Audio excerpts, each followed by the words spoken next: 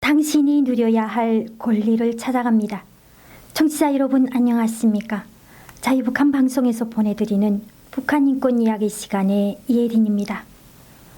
오늘 이 시간에는 북한의 감시 체제에 대해서 이야기하고자 합니다. 북한에는 하나부터 열까지 하부 단위부터 상부 단위까지 감시가 없는 것이 없습니다.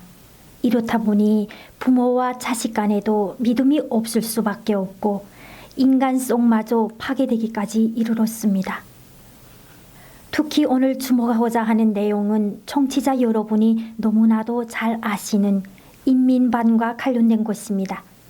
지금 방송을 청취하고 있는 여러분 모두는 인민반에 소속되어 있을 것입니다.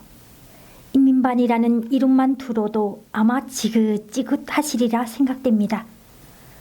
1년 365일 인민반장들은 청취자 여러분의 문지방이 닳도록 드나들고 있을 것입니다. 대체 인민반이 무슨 권한으로 여러분 집에 숟가락이 몇 개가 있고 돈이 얼마나 있는지를 다 알아야 하는 것일까요? 어떤 이유로 인민들을 가만히 두지 않는지 지금부터 살펴보겠습니다. 인민반은 북한의 감시 체제에 있어 제일 하부 단위에 있으며 인민들을 감시하는 데 있어 제1선이라고 볼 수 있습니다.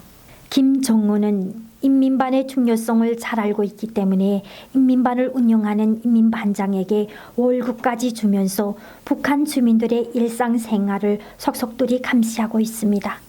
물론 국가안전보위부와 인민보안성이 감시체계에 있어 큰 영향력을 미치긴 하지만 인민들의 실생활을 심도 있게 관찰하고 감시하는 곳에는 인민반만한 곳이 없습니다.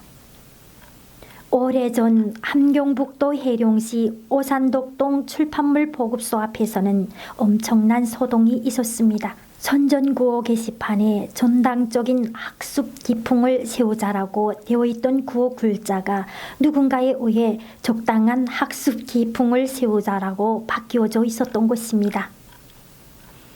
이 사건으로 국가보위부 및 인민반이 발칵 뒤집혔고 인민반장들은 발바닥에 불이 나도록 뛰어다녀야 했습니다. 인민생활의 작은 부분부터 이 소동과 같은 큰 사건까지 항상 인민반이 개입되어 있습니다. 그리고 올해 들어 북한이 인민반을 통한 주민 통제 조치를 강화한 것으로 알려졌습니다. 공장 기업소마저 생산 책임제가 확대되면서 당 근로단체 기충 조직들을 통한 주민 통제가 무력화되고 있기 때문이라고 소식통들은 전했습니다. 개인의 사생활은 마땅히 보호되어야 하는 것입니다. 하지만 북한 당국은 인민반을 통해 여러분들의 사생활을 철저히 감시하고 있으며 그 어떠한 행위도 자유롭게 할 수 없게 통제하고 있는 것이 현실입니다. 고난의 행군 시기 이후 인민반의 운영 및 인민반장의 선출이 조련치 않게 되었지만 여전히 인민반은 하부 단위의 감시 체계로서 강력한 힘을 발휘하고 있습니다. 이렇듯 인민반의 감시 체계는 여전히 살아있습니다. 청취자 여러분, 인민반은 인민의 필요에 의해 만들어진 기구가 아닙니다. 이는 북한 당국이 인민 여러분을 수월히 감시하기 위해 만든 인위적인 기구입니다.